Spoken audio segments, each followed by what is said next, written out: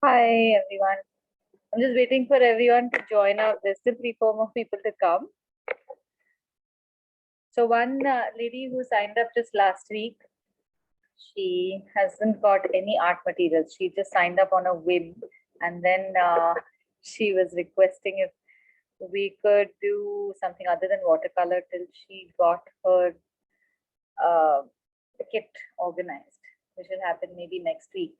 So I thought we could then go over some pencil sketching fundamentals and then possibly next week do pen illustration and then do part 2 of watercolor in the last week. So today all we need is a pencil, nothing else. Hi Aditi, hi everybody. Hi Sunita. No erasers, right, Aditi? Oh yeah, no eraser. That goes Can without I have the eraser and not the pencil? Well, for that, then you will need a reverse paper, a paper that has your lead or graphite on it, and then you can use eraser like a pencil.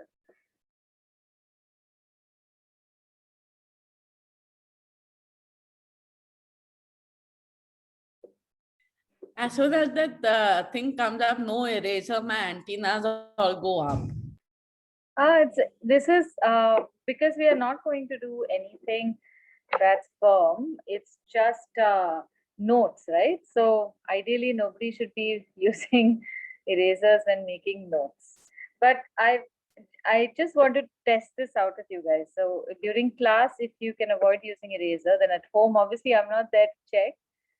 Try and see which one. I mean, what the experience is when you don't have an eraser. Very often, your artwork turns out to be a lot better. There's something subconsciously that makes you be a little more careful when you are working without an eraser. So you think better, your lines are more thoughtful. But when you have an eraser, you tend to be a little sloppy, I feel.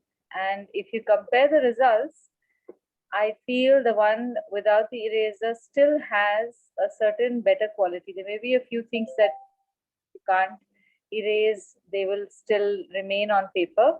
But overall, the quality is slightly better than the one where you have been allowed to erase a lot. This is just a theory, but please do give me feedback. The assumption is that with eraser, you I'll would be agree with you because I find that when I'm using a pencil, I feel the need to use an eraser. But when I'm using pen, I can't use an eraser.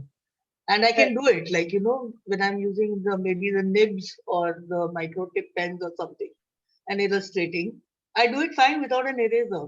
But with the pencil, for some reason, that eraser seems to, I don't know what it is. It may be just a psychological thing. It is psychological, yes, and it's often it's an extension of the same thing when many people approach watercolor thinking that they just need to have some way of undoing in case they make a mistake. And I found that so this is fairly common, I feel, where you're so afraid of making a mistake, you or even when starting something, that you want all your protection in place. Sometimes, of course, you can get physically hurt. Then, of course, you must have all your protection. But in other places, it's just the fear that whatever you're going to do is going to land up being, it is definitely going to be a little lower than what one expects. And that is something that everyone somehow can't adjust their minds to. Uh, to expect good results right in the beginning, it's almost like winning a lottery. Never happens. It really never happens. But if you put in the effort over time, it starts going closer to expectations. But then in that case, very often people don't know how to read that because they would see the flaws first, but not what has gone right in the picture. When it goes right, it looks so good that you can't tell. And it just seems like, oh, okay, this was not a big deal, but it is a big deal. Getting your art right in whatever areas, like just getting the colors right is a big deal. But just because you get them right, you say, oh, but the shape is wrong. So you have to, there's a little switch in how to appreciate your own work. If you apply that, then it starts becoming a little more fun and less judgmental. Okay, so I guess whoever will come will come. I think we can begin.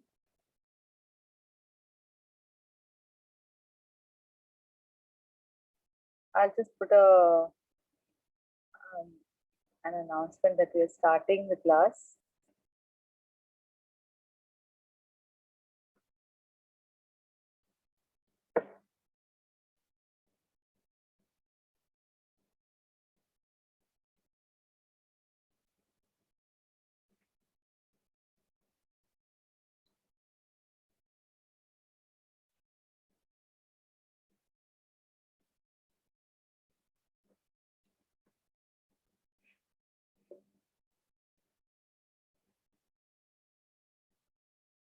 Okay. Now I've tried to break down even pencil sketching as much as I can. Just the nerd in me wanted to make notes about this. Simply put, it's just the first tool that you have in order to create a sketch or draw something. But there is a lot to pencil sketching if you want to really enjoy it.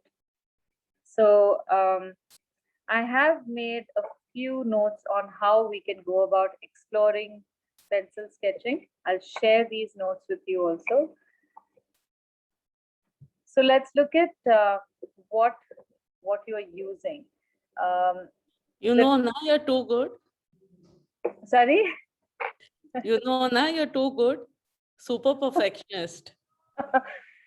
Oh, thank you. But I myself feel the need for lots of information. So I apologize if I go overboard a little bit. Okay, so It's not going overboard. Huh? It's like the perfect information because we are like, at least for me, because I'm not into the art line. So, you know, this is like the perfect information. I think it helps too. Yes, I think it helps to know a little more, and it's also more fun that way. So we are going to look at pencils being used primarily as a drawing tool, and the other thing that we do also is shading. So combining the two, you can make artworks, full complete artworks just using pencil.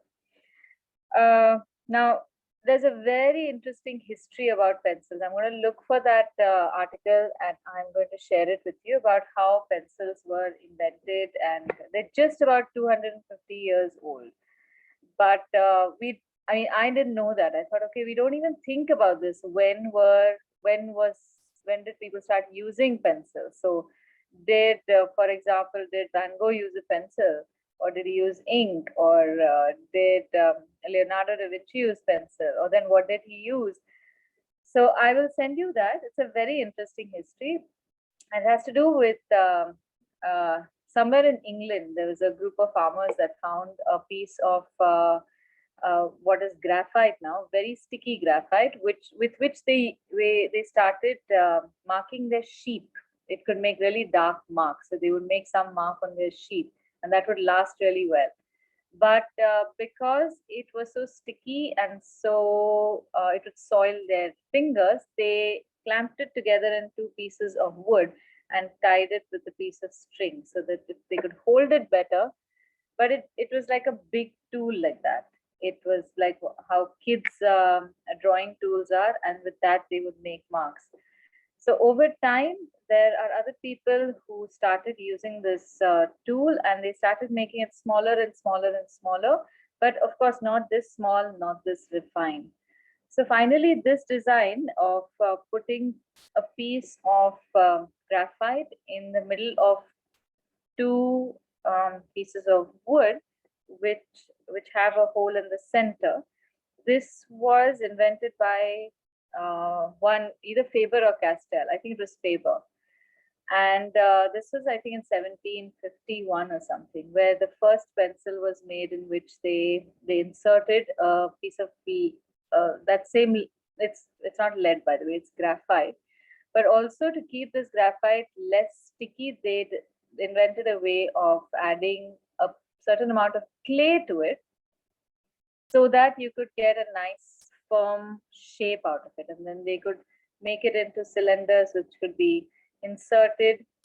A pencil usually has two halves, and it's got half half of a cylinder carved on the inside, so it can house that piece of graphite within that channel, and then it's glued together, and then whatever paint or whatever they do over it. So all the everything about the pencil has been growing, has been evolving according to its use.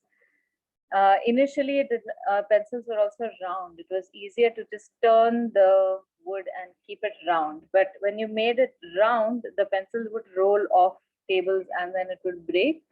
So there was someone else who came up with the idea of making this hexagonal pattern, so that the pencil will always roll and come on its side, any one side. So rather than 3 or 5, 6 was a better option.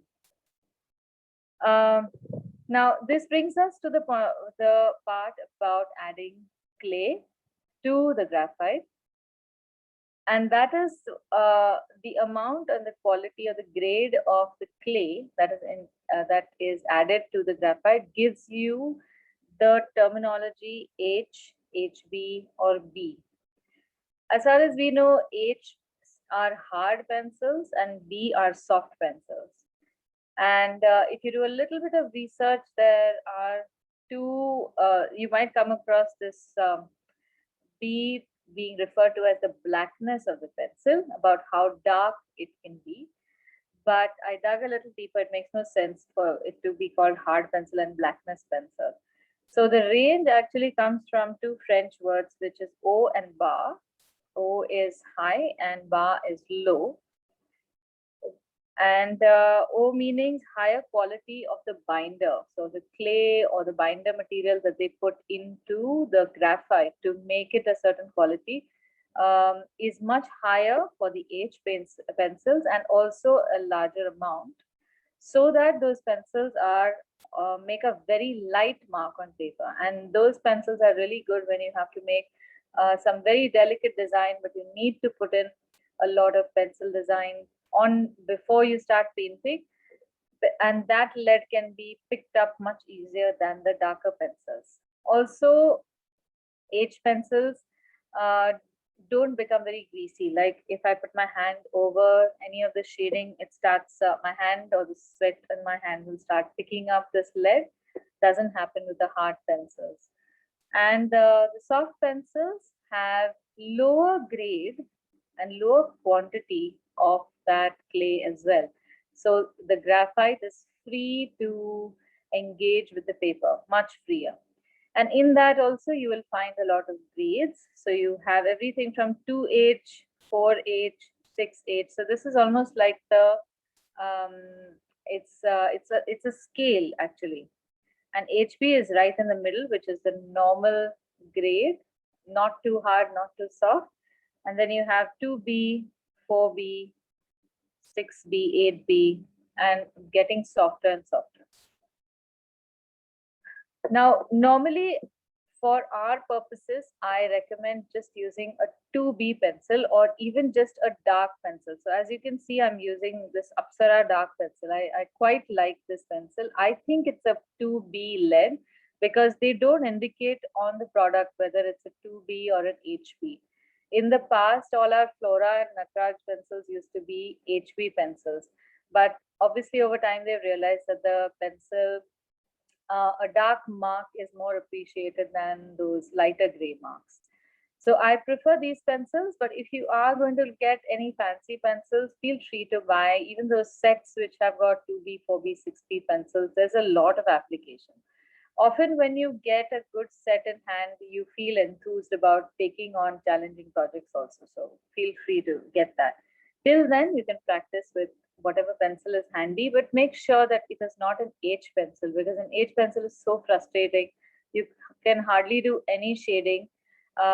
You can only probably make some architectural design or make some marks on paper before you start painting. All right, so that brings us to holding the pencil. Mostly when we are writing, we are holding the pencil really close because we need to make very short, precise marks. That's because we are writing and we do not write more than a centimeter tall. Our normal writing paper has got lines at only 7 millimeter apart. 7 to 8 millimeter apart. So the largest letters we write are under 1 centimeter. So we'd never feel the need to use the pencil in any other way. When we are drawing, however, how you hold the pencil becomes very important. So I found most of us do not have these funny holes, but even people who have these funny holes need to then adjust their hold and make it a little wider. So the way I recommend you do it is just depending upon the area that you are illustrating. So if you're going to do a lot of detail, you need to hold the pencil closer. At that point, holding the pencil far away reduces control on the line. So you need to decide how much control your line needs in order to decide where to hold the pencil. Now it will not trouble you when you have to do detail. Your hand will automatically go here. The problem comes when you have to draw larger pictures. In that case, because that's a new engagement, you need to keep your hand as far as possible and also try and keep your thumb a little higher up than where your pointer finger lies, so that you have better mobility. The thumb is just there to give some counter pressure, but it's the two fingers on which the pencil rests, that is what guides the pencil, and the thumb just keeps the pencil down. It's not used to hold the pencil, and definitely not to put any pressure and hold it as tight as possible. So keep it loose so that you can get more mobility. So the hold of the pencil depends on the area of the drawing. The larger area, you hold it further, smaller area, you hold it closer. Now there's another confusion also about whether to hold the pencil in this normal hand or whether to hold it like this, like an overhand. The hand goes over the pencil. And I've seen a lot of people drawing like this. Again, this depends upon your comfort. Very often, if you have a small area, there's no point in holding it like that because it affords very little control. But say, for example, you need to throw the line and make a large shape, then holding it like this can sometimes be an encumbrance because your hand might drag over the paper. Then it becomes a better idea. Say you're drawing a big horizon line and some mountains, then your hand will glide better if you hold the pencil like that. So you need to decide which is the best hold for you. I very rarely hold the pencil like this. But except, of course, if I'm going to make a painting which is more than like a 2 foot by 3 foot painting, then often I will use this. So an extension is also sometimes you will find pencils that are used with an extender also, because the line has to be made that's so long that there is something called a mahl stick onto which a pencil is kept.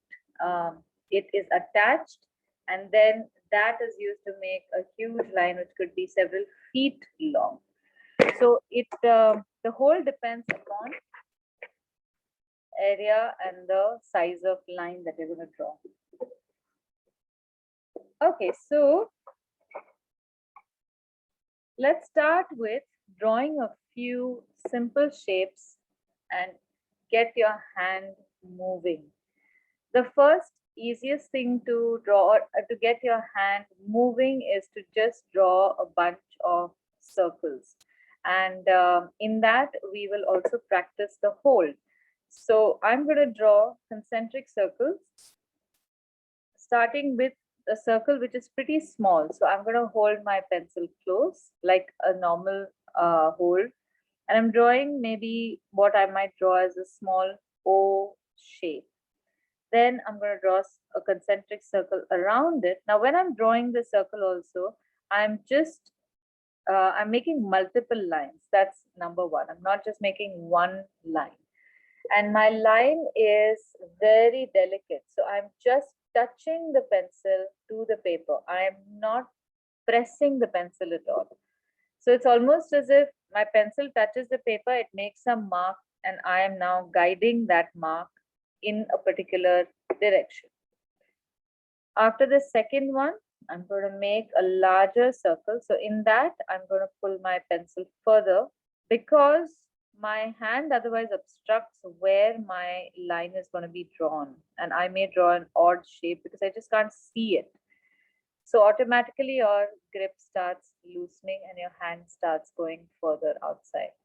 At any point in pencil drawing multiple lines is more advisable than drawing just one single line. Your hand should be very fidgety with a pencil. That's a good thing. It should not be like a firm line. Now, somewhere in these multiple lines is probably parts of a good circle. That's how you have to draw these lines. And that's all you need usually, because with a pencil, you're more or less making just a sketch of your final illustration. So you don't need more than just an indication of the shape that you desire. Ma'am, Yes. I had to ask you, so the pencil has to go in one same direction, or it could go in two different directions? It can go in two different directions. It can go in the same direction, whatever you're comfortable, and you can mix it also. So there's a chance that larger circles, you're more comfortable making in two directions. Go ahead and make that. Once you have made one preliminary circle, then you probably can go over it in one continuous line. That's also fine. Now, in this, I want to stress on the quality of line. So when normally people are making a pencil line, our first instinct is to make a line like that. So you're building a line on a previous line that you have drawn. Unfortunately, what this does is it bulks up a line when you don't need that bulking up. It can be a rather messy looking line. And second is going back and forth. It's the same thing, but instead of picking the line, you go back and forth. Third is you will just make a line that's straight. Now, this is very rare, though I would say this is a better option. Not ideal, but still a better option than either of these. Both these show a lot of hesitance. And somehow hesitant lines look, what can I say? The final quality is that somebody would just look at you and say, it's not so bad, which is not an encouraging comment. So they just want to make you feel good. And everything has to be with the line. So the ones that I'm going to recommend might need some practice. Firstly, make the line very light. So hold your pencil far away instead of holding it close. When you hold it far away, you cannot put too much force on the pencil anyway.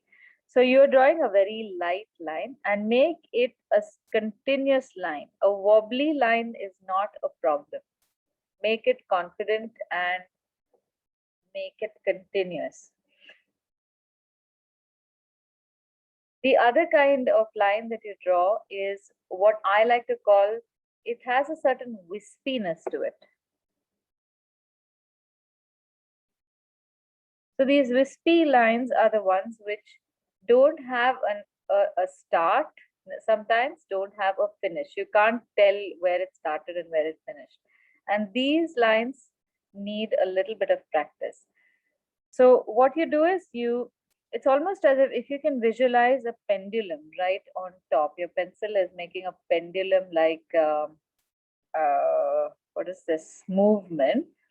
And it just touches the paper and then it moves up away. So you cannot see where exactly, there isn't a firm spot where the line starts or a firm spot where the line ends. It kind of just touches down, makes a dark mark and goes away. You can have a line that touches, has a start, but as it ends, it has no finish. And a line that has no beginning, but it ends at a defined spot.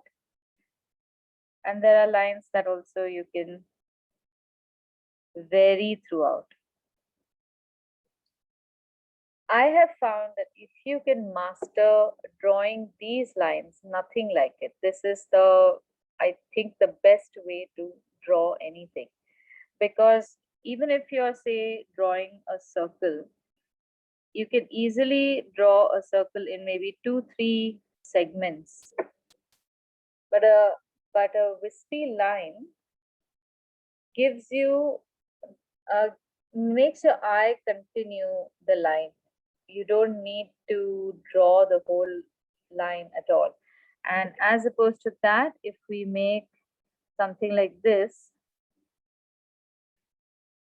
it does not have the same continuity. You can use this for something else, but it does not have the wholeness of the wispy lines that we can get.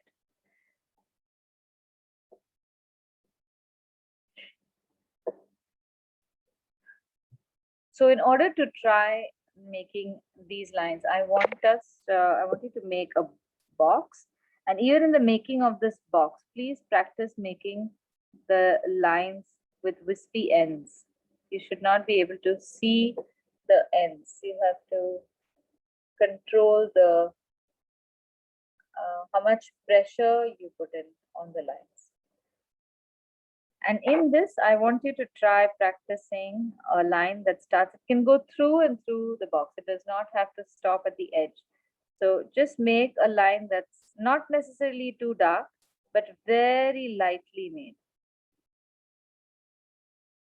And at some points, if your line breaks, that's cool too.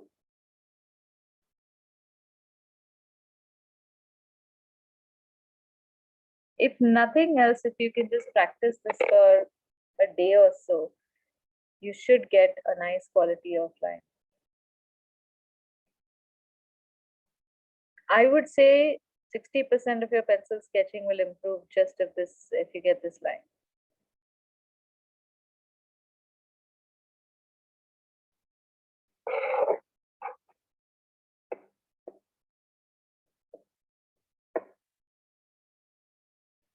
Now, the other aspect of pencil or drawing with pencil is controlling the pressure. And this works as much for lines as for shading.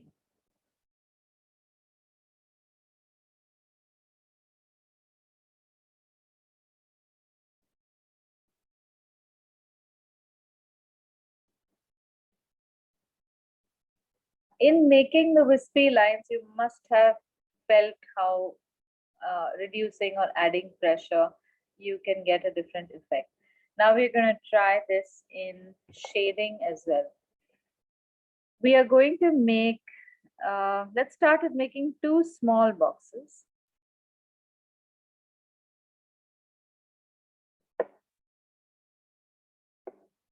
And in these boxes, we are going to now shade them with 2 different types of shading. One, we're just going to use lines. And the other one is cross hatching, which is again just lines also.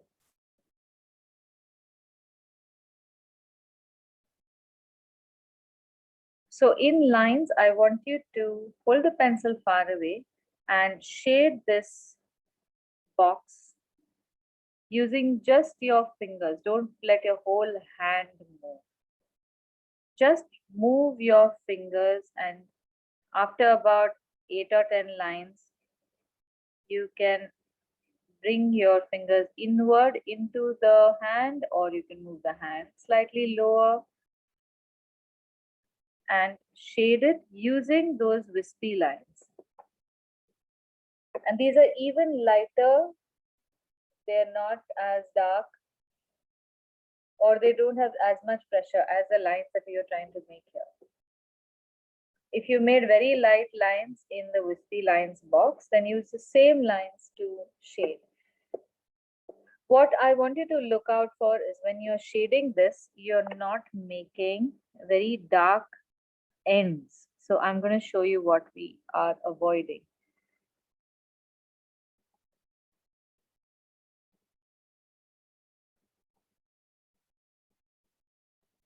The start is very harsh. This is also a texture, but you'll notice that this texture seems to be more conducive to something like fur. It's not very nice if you want to shade with something like that. So we don't want very hard dots. And I know that this can be a bit of a, I guess, for practice here. Now, again, I want to stress that this is not wrong. It's just a texture that we can apply in another place, but not necessarily for a smooth shading. I'm getting you towards making really smooth shading. Now, cross hatching, do the same thing, but half of it, we are going to repeat the cross hatch, or sorry, the texture in another direction. So I've made one layer in one direction, and then half of it, the bottom half of the triangle, of the square, I'm going to change the direction of my lines and make a texture of the same kind of wispy lines in the opposite direction. So I'm layering one on top of the other.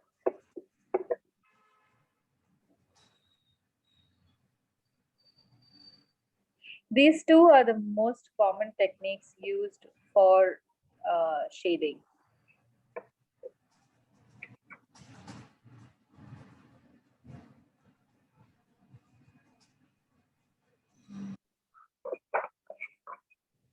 Aditi, can you repeat the first box lines? How did you do it? I just made lines one after the other in one direction, holding the pencil really far away. And just those same wispy lines where At the end. Just moving them back and forth like that, all in one direction. Okay.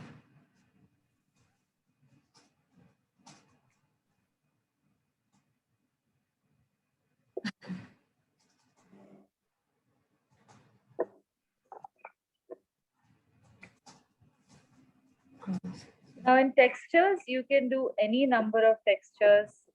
I've made a little list over here of some of the textures that you can make. We'll try and make some of these.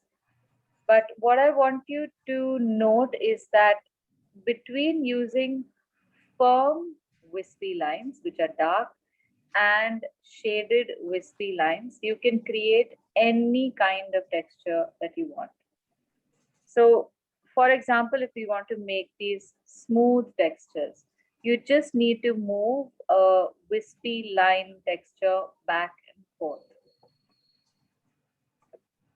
So let's try making some textures since we are right here.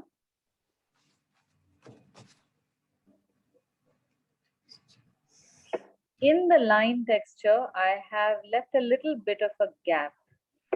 So I'm going to, let's make one more box. And in this, I want you to shade from top to bottom very, very lightly. Hold the pencil such that it's barely touching the paper, and you can go back and forth. when you are shading or when you're practicing shading, there's a good chance that your shaded part is going to go beyond the edges of your box. Don't worry about that too much. That's okay. Try to maintain uniformity of the shade throughout. So this becomes the first shade, and it's in a back and forth direction like that, sideways. Now, at 2/3 level, you can make the same back and forth movement, same pressure, but at maybe 45, 50, this looks like 60-degree angle. And try and stop at the same place on top so you get a nice clean edge. Pressure is exactly the same. You're overlapping a second layer, but you're changing the direction of the shading. Now, when you're depositing graphite on paper, the texture of the paper allows the graphite to lay down in a certain way. But because of that texture, there are certain valleys in between where the graphite does not go. So the moment you change the direction and shade in another way, the graphite then starts entering those empty spaces. So you keep doing this, and that's how you can build layers. Now the third one, so this is in 60-degree angle, and 1/3 I can shade in the other direction also. Now I'm shading it at this odd angle because I'm comfortable with it. But if you want, you can tilt your book a little bit and get a comfortable angle to shade this as evenly as you can. The pressure remains the same.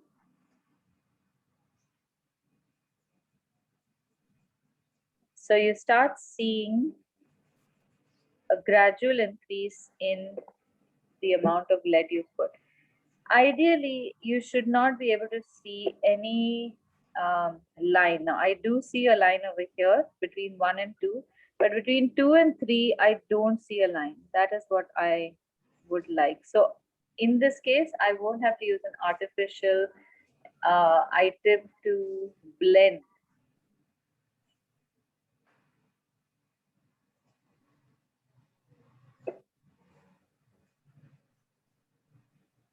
When you are shading also, don't roll the pencil too much, because when you start using one edge, it starts becoming flat, and that edge starts becoming softer. So the line that you make becomes softer. And when you shade one on top of the other, it's almost as if you're layering one tiny bit of the second line above the first line consecutively, so on and so forth, so that all of it starts merging into each other. Now, I'm going to show you how to make this a smooth surface like liquid surface. Let's try making a nice, not a very big. Can you pause a bit because we are behind? Oh yeah, okay. Your video is off because I'm looking at everybody else. They're looking up at the screen, so I'm moving forward. Sorry. Thank you. I'm not looking all that great. I'm like not ready for this. It's okay. You can tilt the camera to your book also. I don't mind. Yes, looking good. Just doing this.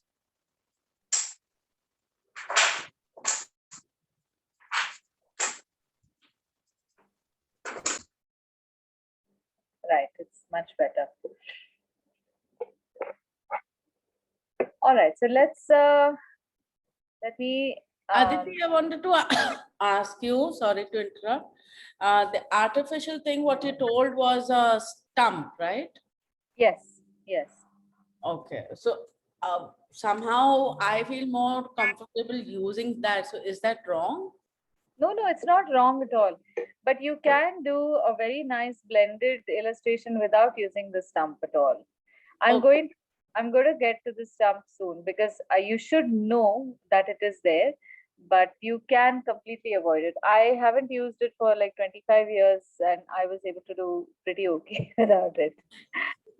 I actually understood how to do the layering now, because, you know, giving a stump is kind of a very easy way out. It is, yes. So for me, having a stump is like having that eraser. So mistake kiya, chalo stump use kar lo. Correct, correct. So I guess what you taught today was very much more, you know, useful, would be very much more useful how to layer it at different angles. Yes, great. And I would love feedback because if you've done this before, then if you change the technique and use this, then you can give me feedback about both Yeah. techniques, how one works, and or some places that might work better, some places this might work better. So let's try making the a kind of water droplet, a very easy technique, which requires some amount of smooth shading. So make a circle like we made before in whichever way you're comfortable, either one circle or from both directions. And then very lightly, you can make an oval shape in maybe the top right side of the circle. This is the shape that I'm making. Now I'm going to shade this and I'm going to, I want you to just observe before you make it so that you know what I'm going to do. It might take a little process. So you understand the whole process before you start shading. I'm going to shade this in 3 layers. So first I'm going to make a very, very light layer. Often when you start shading, you might get a dark line first because you don't know how much pressure you're putting in the beginning. And then you can temper your pressure and make it as dark or as light as you want. So I've made one very light layer, as light as I can, on the entire circle. Okay, as you can see, by the time I could adjust my pressure, I shaded maybe a fourth of the circle anyway. This is fine. As long as it's a smooth line, it won't matter. Now, this was in the horizontal direction. I'm going to make a second layer at an angle of maybe 45 degrees, but I'm going to shade like a crescent, a fat crescent shape on the top of the circle. So just look at the shape. It's not halfway necessarily, but it's like a fat crescent shape. And I'm imagining that shape and I'm creating a very fuzzy line between the first layer and the second layer so that you don't see a border.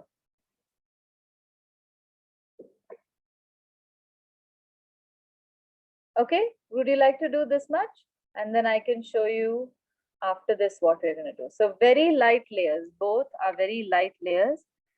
And the second layer is, it's actually multi-directional. Some places I started off making it at 45 degrees, but at some places I had to change the angle and make it maybe rounded.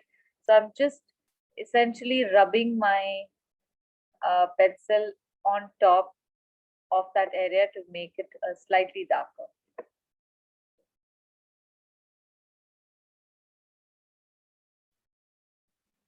Ma'am, can you check my cross hatching and all that? I did check. I said it's looking good. I couldn't hear. Okay, okay.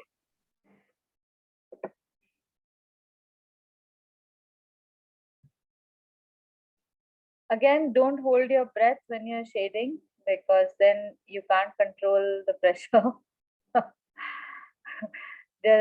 When you're holding your breath, suddenly as you inhale, you might make one line that's very dark. So slow exhalation, long exhalation, and easy flow.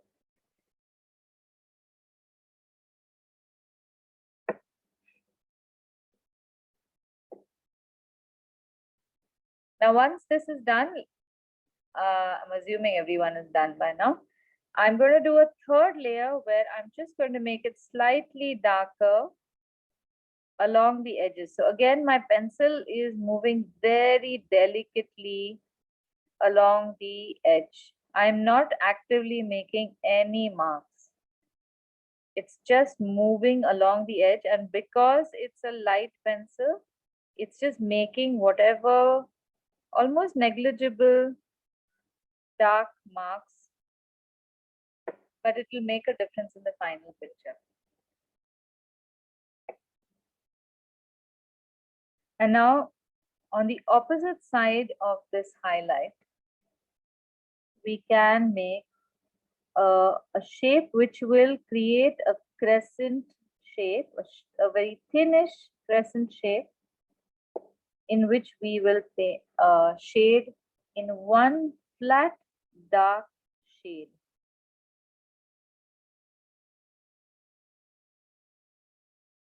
This will be the shadow cast by the water droplet.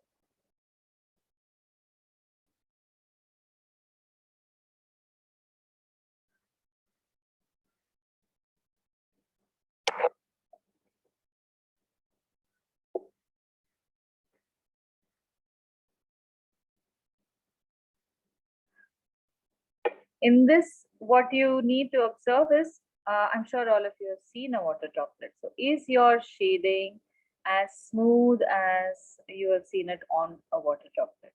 That is what you need to evaluate. If it isn't, then the thing to examine is how much pressure you're putting.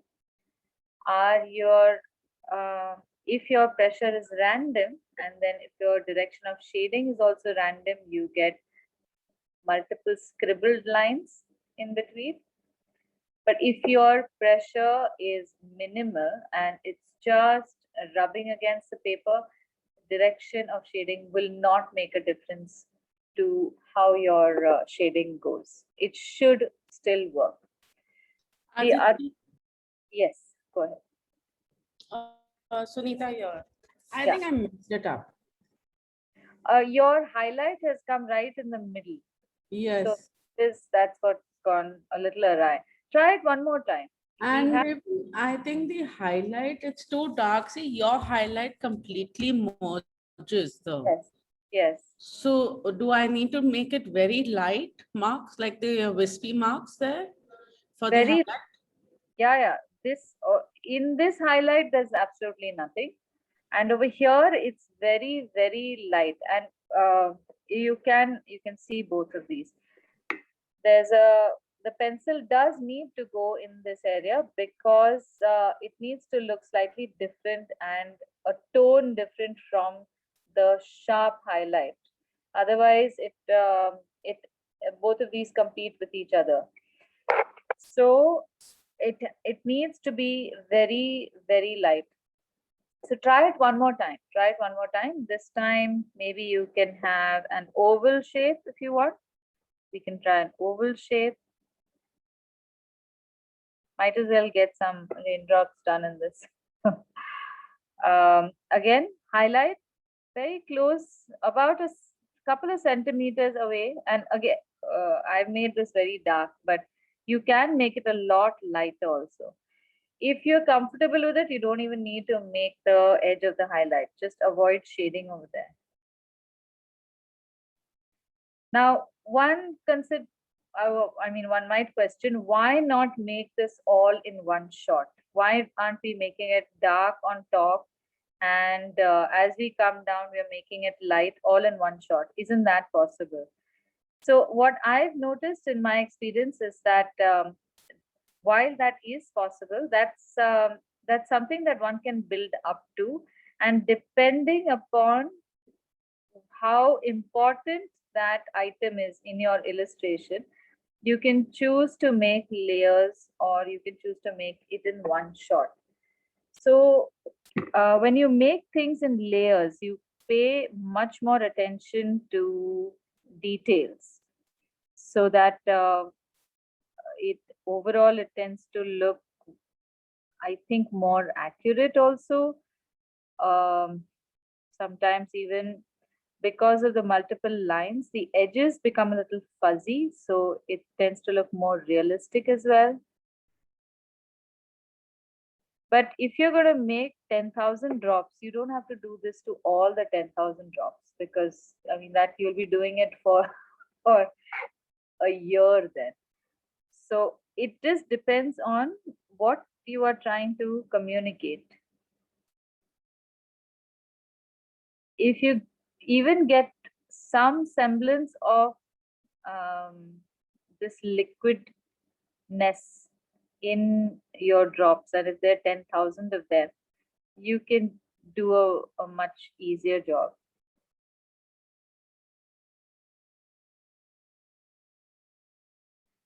Always remember the shadow is on the opposite end.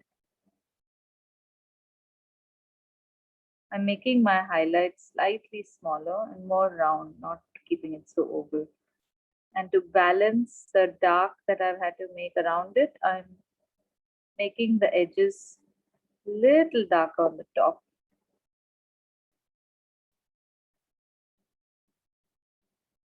And the opposite side, again, I'm going to make a crescent shape. Not too big this time.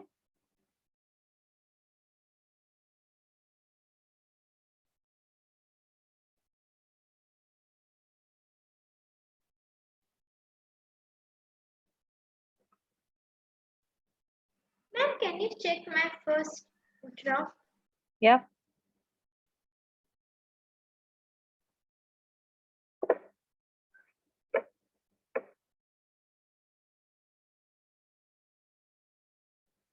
It's looking okay. The shadow, I think, is a little too thick, a little too big, but the shading is good.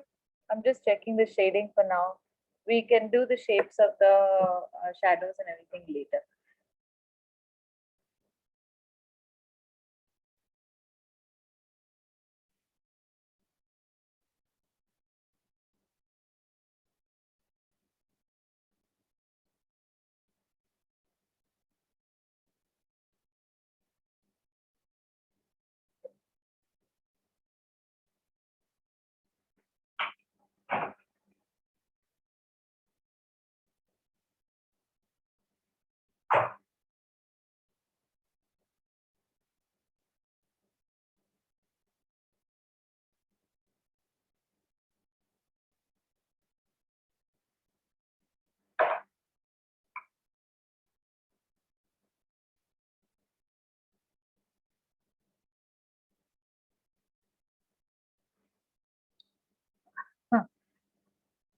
Ah, Anita, you can make it even darker on top. थोड़ा सा अजून dark करते हैं. But I feel, are you actively, where are you holding your pencil? Are you actively shading असा करून? हाँ. So, so try and just असं त्याच्या paper वरती rub करून बघ. It's just rubbing it. Wait, you're on mute. I can't hear you. I'm trying to make out. Basically, a very, very light touch when you hold it far. That's what you want, right? Yes, yes. But you can go over and over a certain area, back and forth, or even in a round movement, so that you lay more graphite in that space. Okay, in any direction in this case. Any direction is fine, because they खूप त्याला pressure नसेल ना, so then it just becomes like a fuzzy application of graphite. It won't Okay. matter. Does it matter when the first layer should be in the same direction? The first layer. It's, well, it is just easier to lay it down in the direction, and Fine, then fine. you can move much faster, and then subsequent layers, because you need to do it in controlled spaces, there you can change the direction, and then that becomes much easier. Okay, okay. I have to get used to holding it far. I'm not Yes. used to that. Okay. Yes.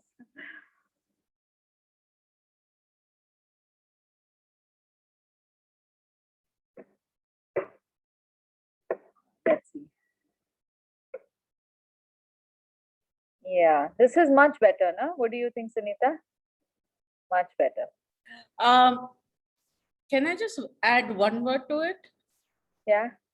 Patience. Patience. That's the big word. That I don't have, so it's like too much to do in such a small space. Yes, patience is a big thing.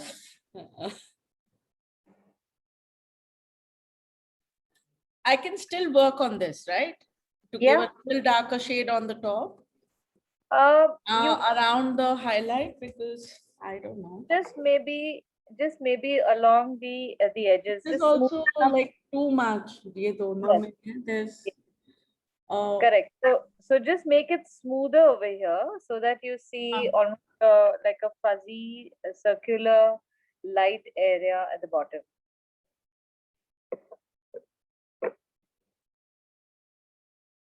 Now, if you're comfortable with this shading, I'm going to show you one application of the same kind of shading when we are drawing eyes.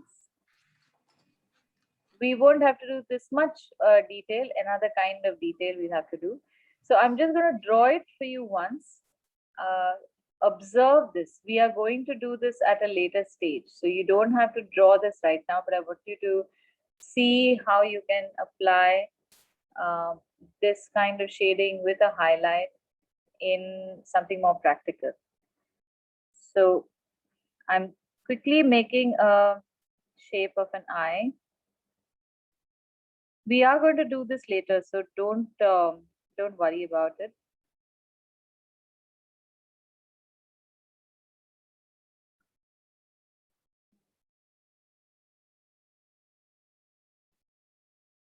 Now, in an eye, we have the iris and we have a lens. So it's like the whole same water droplet idea, but with a concentric circle right, absolutely right in the center. And then we also are going to give this, everything else is pretty much the same. You will give a highlight and you will shade from top to bottom, exactly like how you have shaded the water droplet. And ignoring that there is this central lens, you will leave a slight light patch towards the bottom part. It's the exact same shading through and through.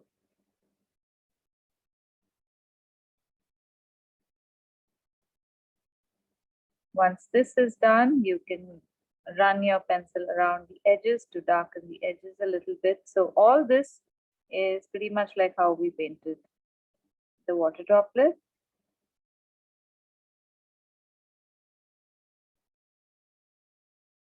And after this, you just have to darken the center. And because we have a shadow of the upper lid, you will make slightly darker shading just on the top part of the eye. And at a more advanced level, we would do some kind of texture to indicate the iris. But again, these are just very light, wispy, fuzzy lines. They are not very dark lines. It's very indicative.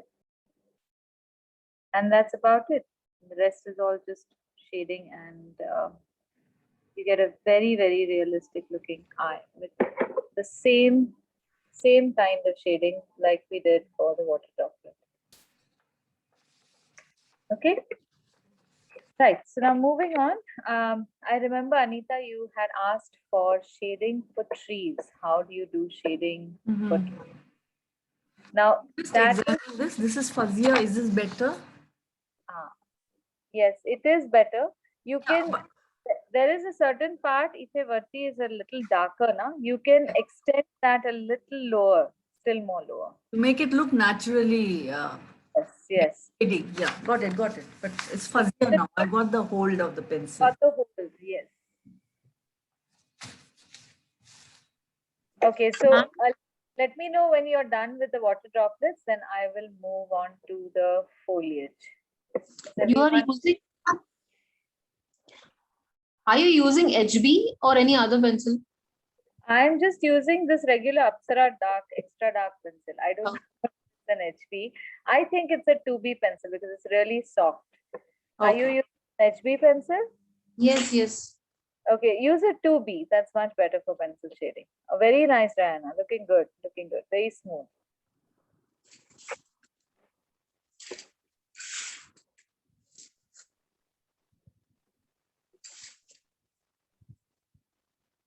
Most of the other textures that we are making require the lines to be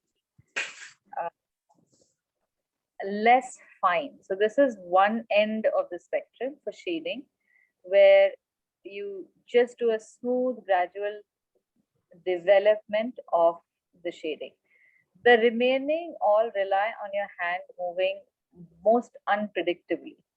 So if we are to say, for example, take foliage, let's make some elegant branches like that. Just a inverted Y shape with a number of branches. And all you need to do is scribble back and forth and create the silhouette of what might look like foliage on a tree. So don't bother trying to make leaves. So don't make them into roundish shapes or any such thing. Just move your pencil back and forth to create the illusion of a clump of leaves together.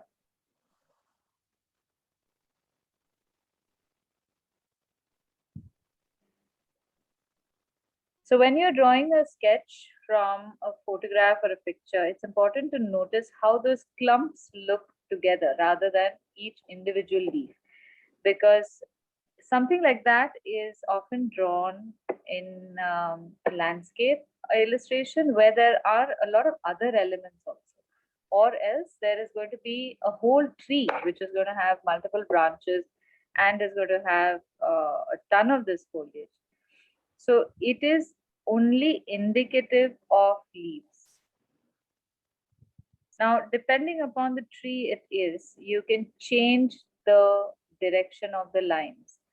So if, for example, you're making the kind of cypresses that you see in those Van Gogh pictures, you can just change the shading and make it go upright rather than at an angle.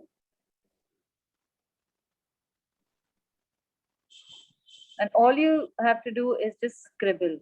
Now, even in this scribbling, I keep changing the pressure. It's not the same. Some places I make very light lines, and then in some places I will darken the line. And this kind of dynamic tonal difference gives a dimension to whatever you are making. If you just scribble in one tone throughout, it starts looking just like one flat.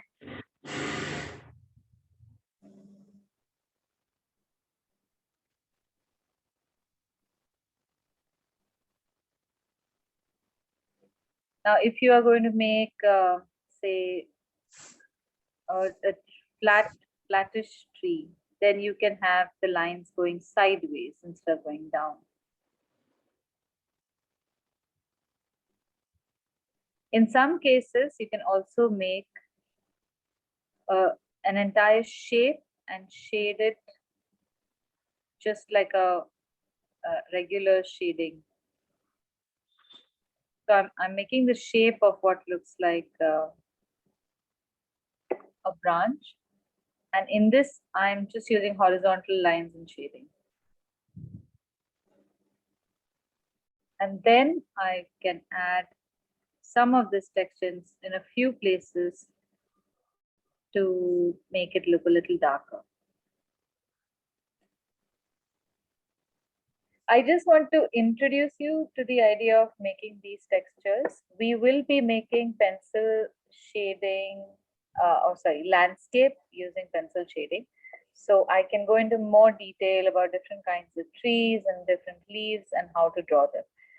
But I just want to highlight that among pencil textures, there's a whole lot of things you can do.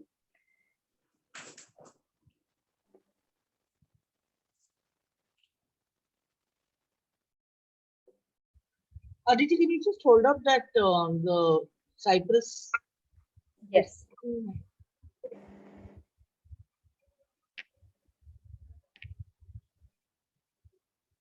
Oh, okay. Aditi, somehow I'm not very happy with my foliage. I don't know.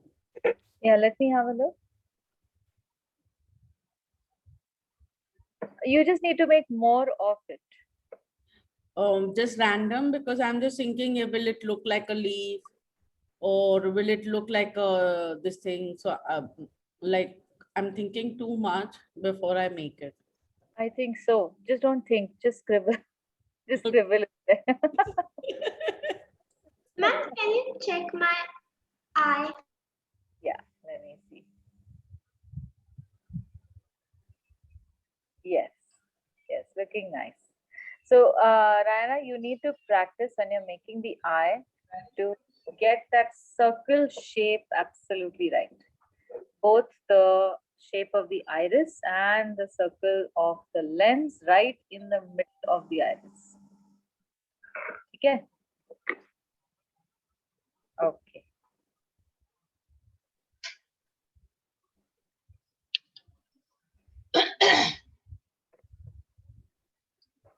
Okay, now the next thing, shall we move on? So this is foliage done.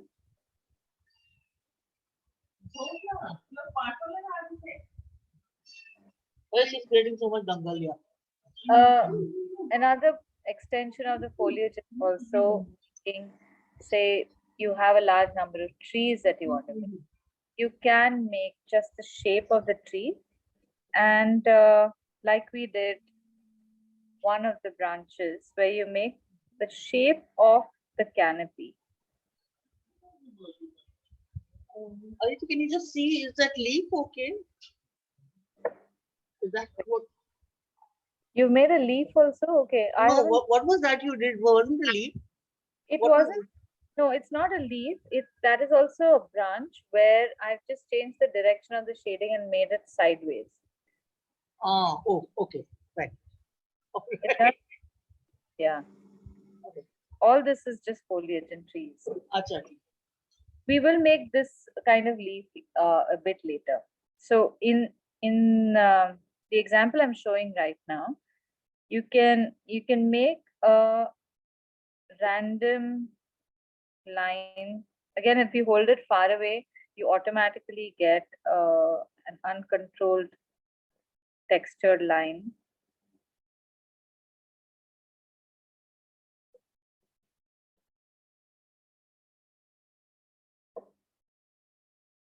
And for this, you can just shade the whole thing in one tone first.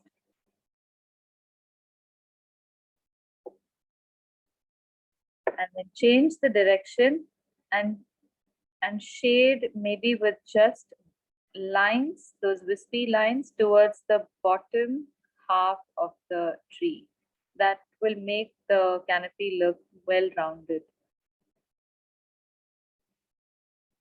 And you can make a third layer where maybe even with vertical lines. And these lines are lines, huh? They are not back and forth shading. These are just lines. I'm going to hold it closer so you get to see it better.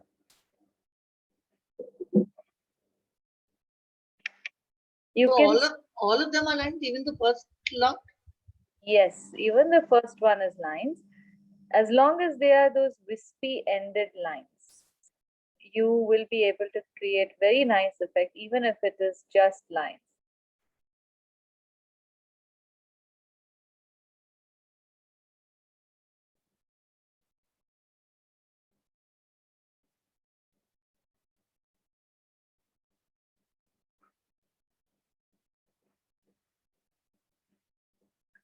And then when you are painting, when you are shading the trunk of the tree, you can, in this case, you can use that, these lines which I said don't use, you can use over here. Just go, make very static lines, because they will automatically give you an rough finish, which is what bark looks like.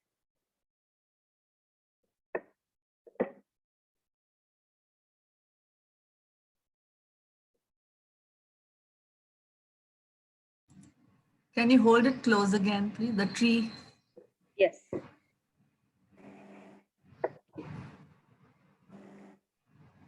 Okay. Okay. Okay.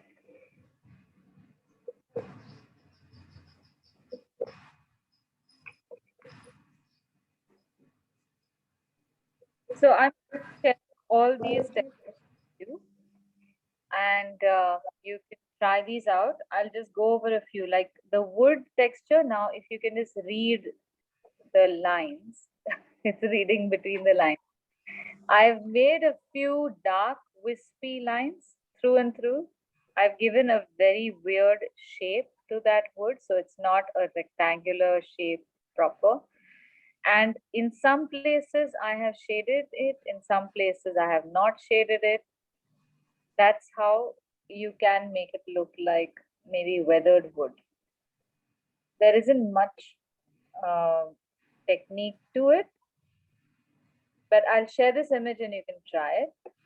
With the leaves, again, I want you to just read this. You can see now that there are two layers, smooth layers. One layer is almost like when we did that, did the water droplet.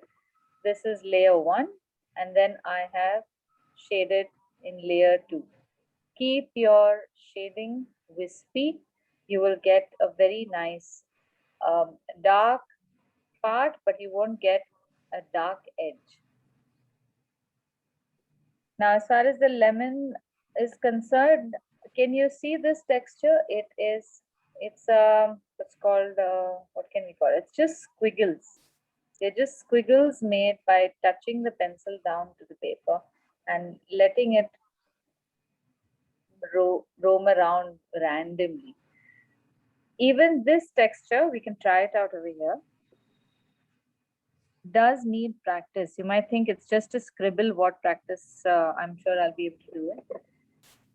Typically what happens is that you'll end up making only circles. So don't make just circles. Your line has to move in really crazy directions, unpredictable. And again, for this, you can start off with a very, very light line, trying to cover this whole area. Maybe like an insect that's trying to escape this block. And in some places, you can scribble a little more. And you can also reduce the area or how large your scribble is. In this case, my scribble is really, really tiny. It doesn't go all over. It moves around in very, very tiny, tiny, tiny sections, right?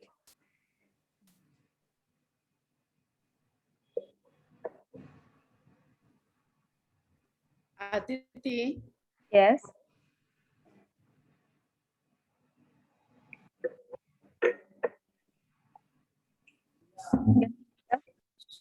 so you told me not to use the eraser, right? As far as possible, yeah. It's a lemon which doesn't look like a lemon, then how to do it? That's okay. I'm sure there's a lemon like that that grew in this manner somewhere in the world. Or it can be something else. Right now, it does not have to be a lemon. Right now, we are just practicing a texture in a shape. So it's you from this you would know how to adjust and make the shape of a lemon. The next one you make might look more like a lemon. So why I'm giving you reasons to not use an eraser. It's not always necessary. Most of our work is not the final work, so you don't really need it. Aditi, so I have a question. Do Yes. you normally use just the tip of the pencil or do you use the flat end also? Like when you're doing the line shading, because with the softer pencils, or does it really not matter? Again, it depends. I use the pencil very instinctively. So sometimes I'll end up using the tip. Sometimes I use the flat end of the pencil. It is all you might get the same result either way. Okay. Now, if you're going to make a really sharp line, even if you make it with the pencil held at an angle, you might find that the line might be slightly thicker. Thicker. But for example, you need to make a box. It doesn't matter, right? But then when you're going to make a detail like the eye or the eyelashes or the eyebrows, where you do need fine line control, then you automatically land up holding it in such a way that you will use the tip. With all the textures also, it's pretty much the same. When you are doing a smooth texture, you want a slightly blunt line. So you use the side of it. So you will, it comes very naturally. You can use it very naturally also.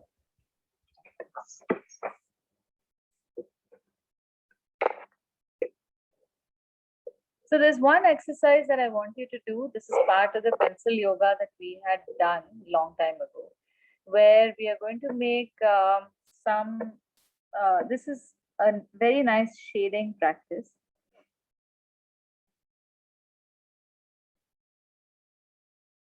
And helps you develop your, I can say, shading muscles. So we are going to make these a cube and a cylinder. And I just want you to see how I'm making the cube. The cube.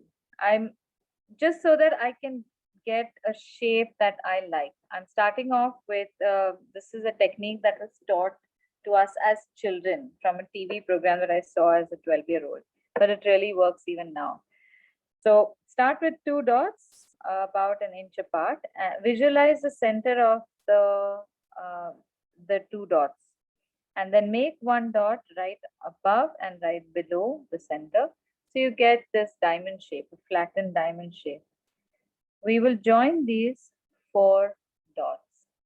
Eventually, you won't need to draw the lines. You will automatically be able to make the shape.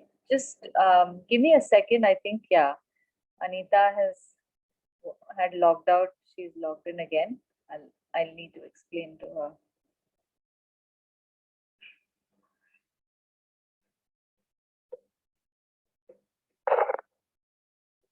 Okay, looks like she's still logging in. I'll go back and explain one more time. Now from the dot at the bottom, pull a line straight down, maybe again an inch long.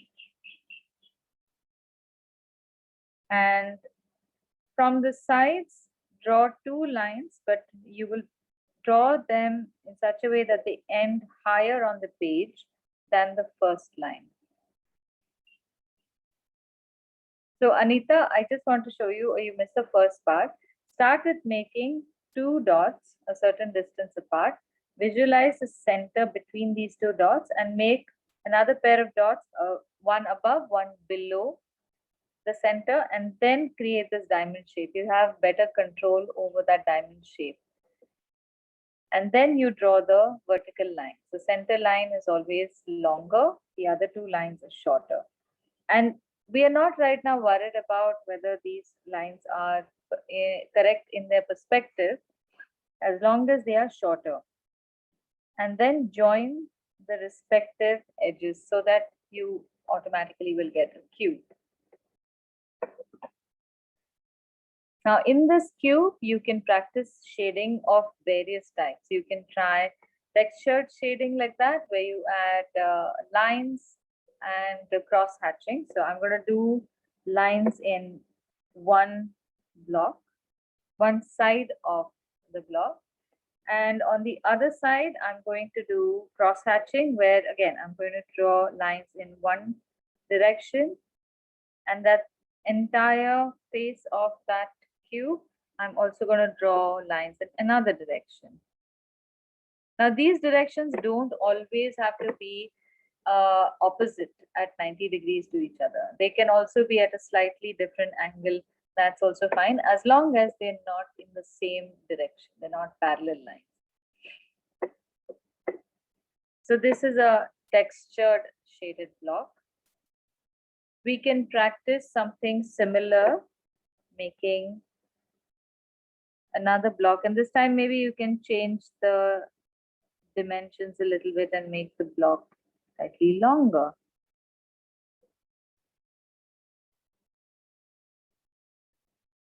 And in this, you can try shading a smooth textureless tone.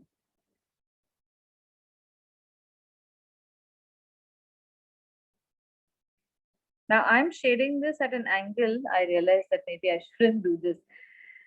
It's often more comfortable if you start shading along a horizontal. This smooth shading that we're doing, choose any one line and make parallel lines to that edge. And gently go back and forth. There's really no rush when you're doing smooth shading. And you can use this technique for very detailed illustrations. So expect that you are going to take some time.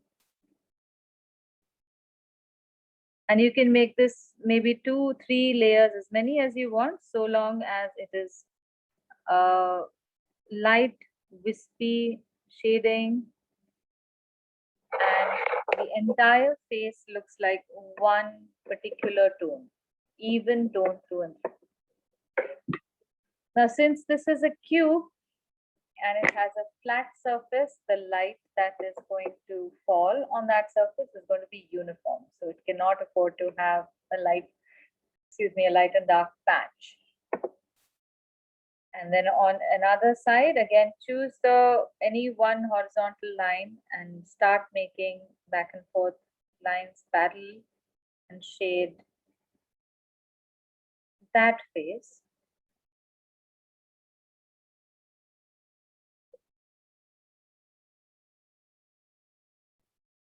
In a very light tone. If you are patient and if you do this with good control, you don't need to make a second layer on this. In one single application, you will get a nice even tone, and that should do it.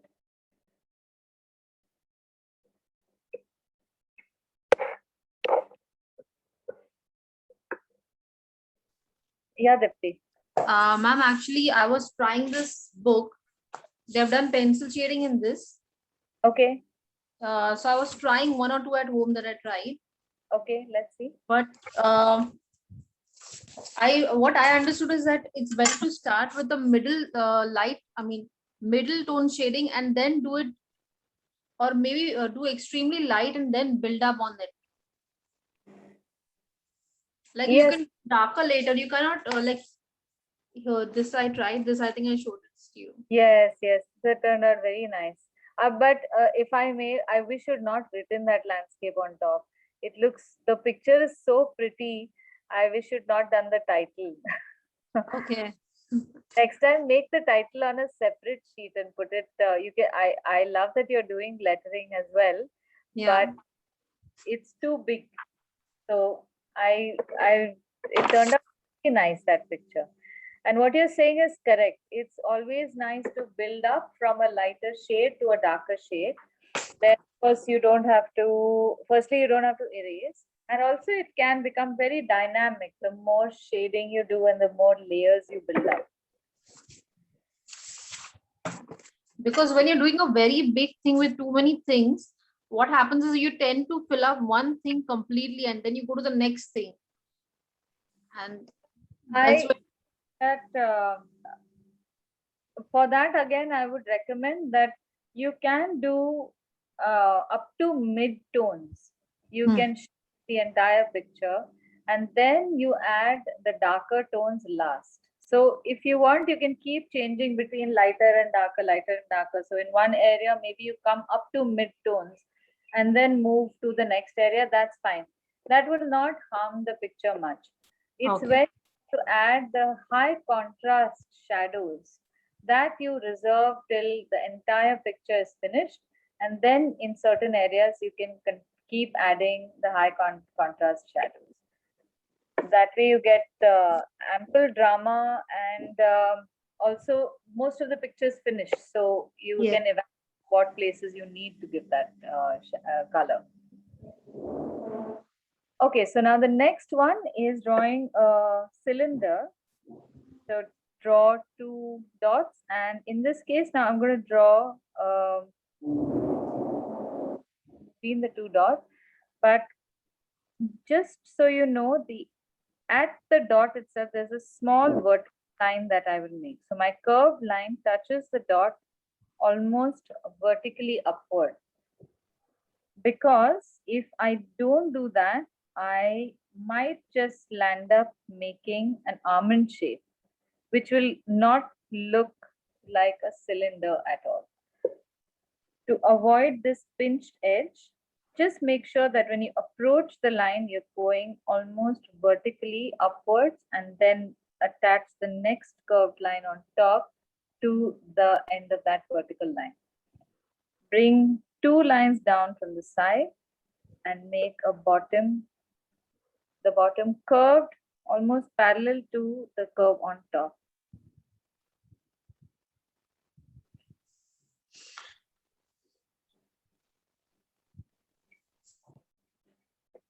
Now to shade this, it's best to shade this in one stroke, moving from dark to light. And there's 2 ways we can do this. So the first one is where visualize the center of your cylinder and shade from one side. So you start really dark and start reducing pressure as you come towards 1/4 and continue reducing pressure till you come very close to the center and just stop short of the center. So you get a very nice even distribution of that graphite. Likewise, do the same thing from the other side and start reducing pressure. Now both sides don't need to look identical, so don't stress about that. Even if the highlight does not come exactly in the center, don't stress about that. Just focus on reducing pressure evenly from each side as best as you can.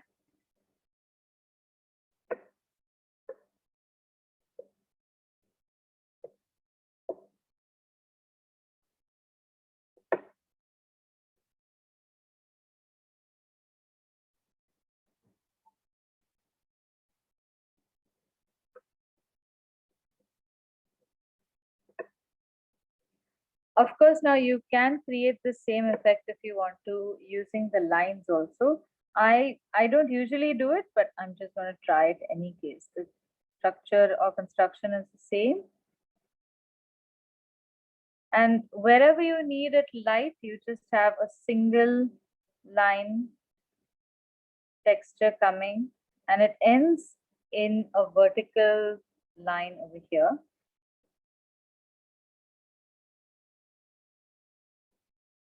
And these are straight lines. I'm not making rounded contour lines. They're straight lines. And then at half of those existing of that texture, I'm going to make the second texture.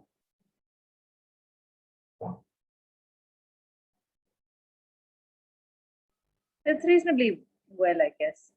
And then maybe a third line texture also. So long as I can. Your video is not seen. I think the phone's coming. Oh.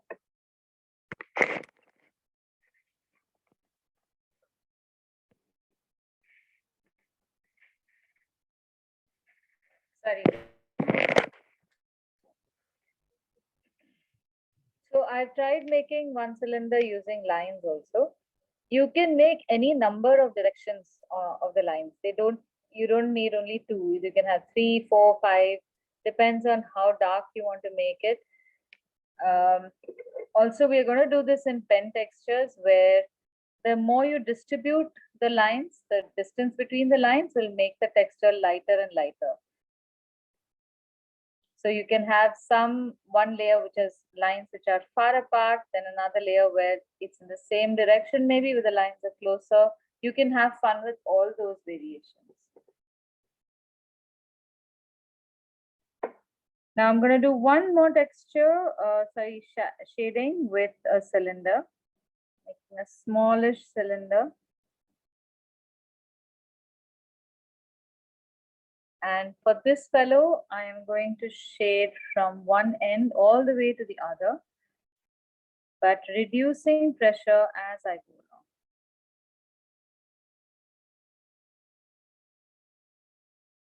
so that by the time I come to very close to the end on the other side, there's hardly any graphite on the paper.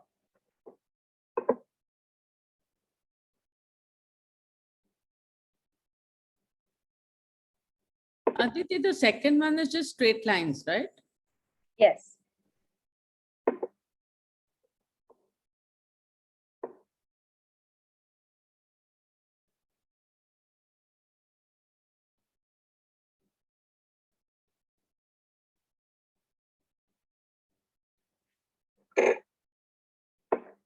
Okay, so just before we finish, because now we're at 6:30, I would like to share the images that I've shared with you.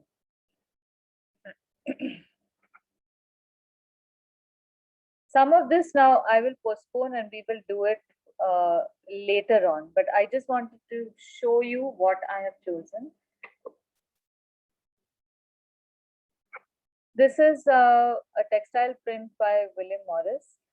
You can try this out also, drawing it and then shading it in different shades of pencil. Now here we have a colored fruit, but you can try, we've done this before, so you can try shading this fruit using the techniques that I've shown you, maybe with a highlight, and some places maybe if you want to make line texture and crosshatch, and you can mix the two as well. Some places, like after making the crosshatch, if you want to do a fuzzy dark shadow here, you can do that. Here's a very interesting example of a white ceramic on a pewter. So you get to see a variety of tones in this picture itself, including the base and the backdrop. So if you find pictures like that, these are very nice. If you have other pictures like the apple I showed you, you can open it in some app, or even I think in the photo app if you have, and just reduce saturation. So you will get to see the black and white or gray color version of even a colorful fruit. These are basic shapes. Now, this is something that's often done in art schools where you are thrown these shapes and asked to shade them, draw them and shade them. So you get to practice proportion, you get to practice your shading technique also, and most of them are smooth surfaces. So you tend to practice the smooth surface texture of your shading as well. Now this is an exercise. I'm going to share the next picture also first, just for information. It's called Chiaroscuro. I'll share the spelling with you later. It's an Italian technique of it's like a play of light, the study of the play of light and what happens to objects when you have very dramatic lighting. It works very well for pencil shading because it allows for a tonal study. You don't really need color in this, and also helps you to practice your smooth color shading. So why I have shown you this picture is because there are so many different ways light falls on a smooth spherical object. You have a highlight, then you have this light, then you have a half tone, which is between a shadow and the light area. This is a light shade of the pencil. Then you have a core shadow, but part of the core shadow is part of a circular shadow on the at say the equator of the sphere. And then you have this part which is a reflected light. So why instinctively you feel that this part of the sphere is going to be dark. The bottom part of the sphere, in fact, receives some reflected light from other sources of the base. And then finally you have a shadow and an accent to the cast shadow at the bottom. So just for general knowledge, I think this is a very nice way of studying how light falls on objects. And you can practice shading this using this reference image. So you can see the nuances of shadow. It's a very nerdy pursuit to do this, but I thoroughly enjoy it. And you can really go to town with your smooth shading. The next three pictures are again also fun. We will be doing something like that. We might just land up doing the same thing at some point where we will take on pencil shading in more detail. But if you want, give this a shot. One way of improving your pencil shading is to copy illustrations made in pencil by other people, because here you get to study in depth how the shapes have been rendered, what kind of lines have been used, or what kind of texture has been used for different kinds of objects. Now, the same kind of lines, we have vertical, horizontal, and angular lines used for a glass of water. We have same for lemon, we have the same for spoon, same for a piece of paper, and same for their shadows. And yet it's so evocative and it gives off such lovely energy.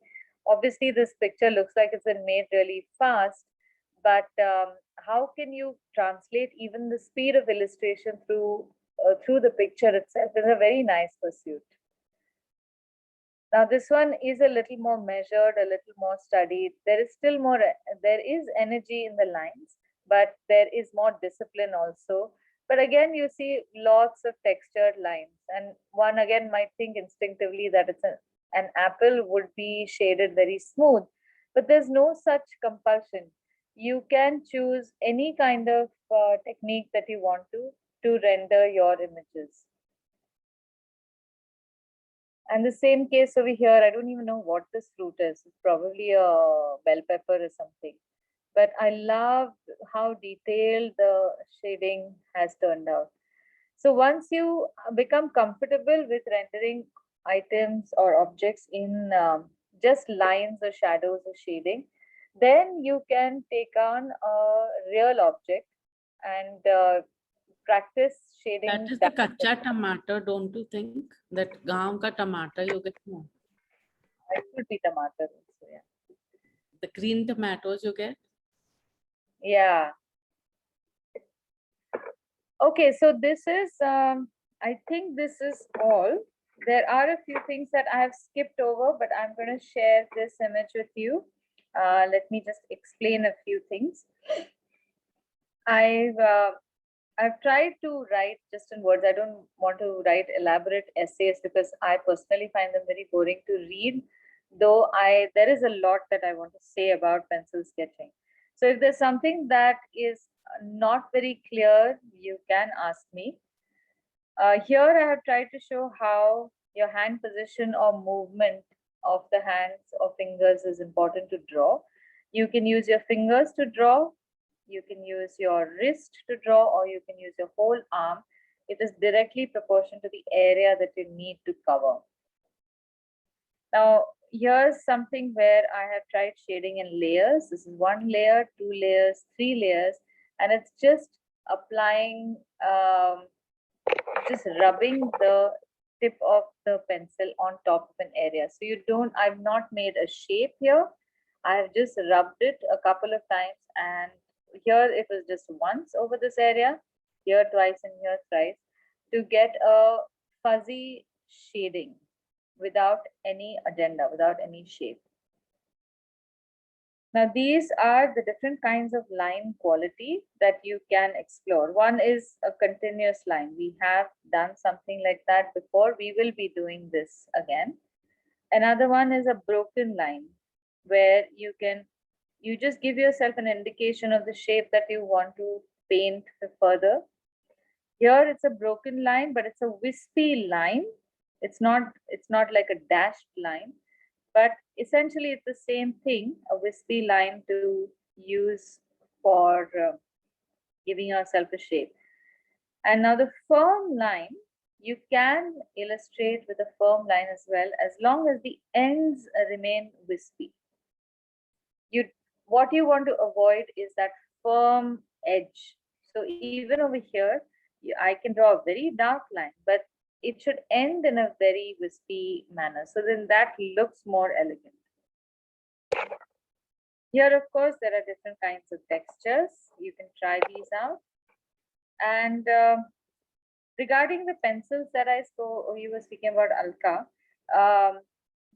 You can use all types of pencils. There are professional artists who will sharpen their pencil till about here. There is an artist named Aditya Shirke, who is a wonderful pencil artist in Pune. His first class, he teaches his students how to sharpen the pencil, because the tip of the pencil that he uses is about this long. And the reason is because he works with very, very sharp lines and large areas of shading. It's good fun to try this as well. Just sharpen your pencil to a very long point and try and use that for shading. You'll necessarily have to hold your pencil about 2 inches away from the end, because obviously your tip is going to be this long or so. So you can try something like that. I often use a well sharpened pencil, but through the process of my illustration, I tend to not really sharpen it till the very end, where I might need to do some special detailed lines. So I start off with making details in the beginning, where I mark out an area for which I need the tip.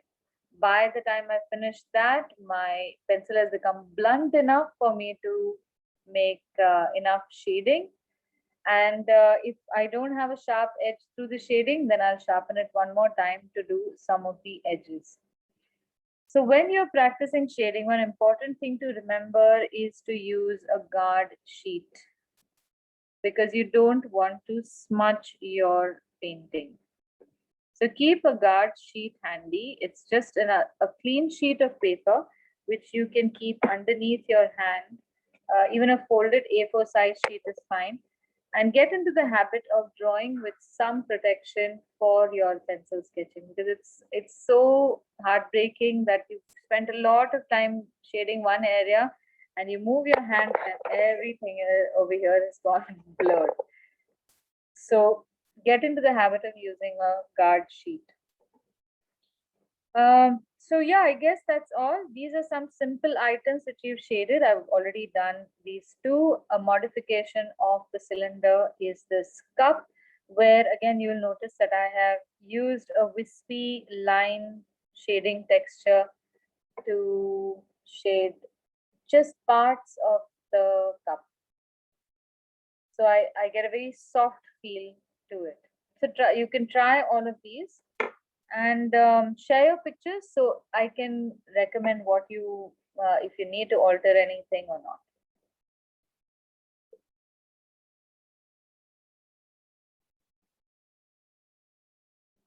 Okay, so are we done for the day? Do you have any questions? That very pointed pencil that you showed, what is that a HB pencil? Because the lead is so soft, sometimes even when you're sharpening it, it breaks, you know, even when you're doing it with a blade. Or so I have seen Aditya Shirke using art pencils which are specifically meant for illustration. okay. I think they might be stronger enough. I haven't asked him which brand he uses, but you're right. I doubt if you could try it. Some pencils might take the strain, some pencils don't, but you have to be very careful when you're drawing them. I suspect you might have to keep them upright in a proper container separately so that they don't roll over, they don't fall off the desk, and or they get crumpled within a box or something, because it's going to be very fragile. Oh yeah, one more thing before we go. The stubs that we spoke about. I doubt if I will use them later, until of course if the market's open, then I would like to do one with stubs. So this is what it's a paper stump. You can make this, I think, with some newspaper or used paper, but they are, I would say, they're not very cheap, but they're good to have in your toolkit once in a while. You get them as a set, and I'm going to just use them on maybe this tree. All you need to do is rub the stump in a particular area to disturb the graphite enough so that it goes and sits in the areas where it has not applied itself. Like I was telling you earlier, when we apply graphite, because of the texture of the paper, it goes and sits in some places on the paper, but there are minute ridges in which the graphite has not gone. So that's where if you use a stump, you can encourage the graphite to just go and sit in the adjacent little places where it has not managed to go.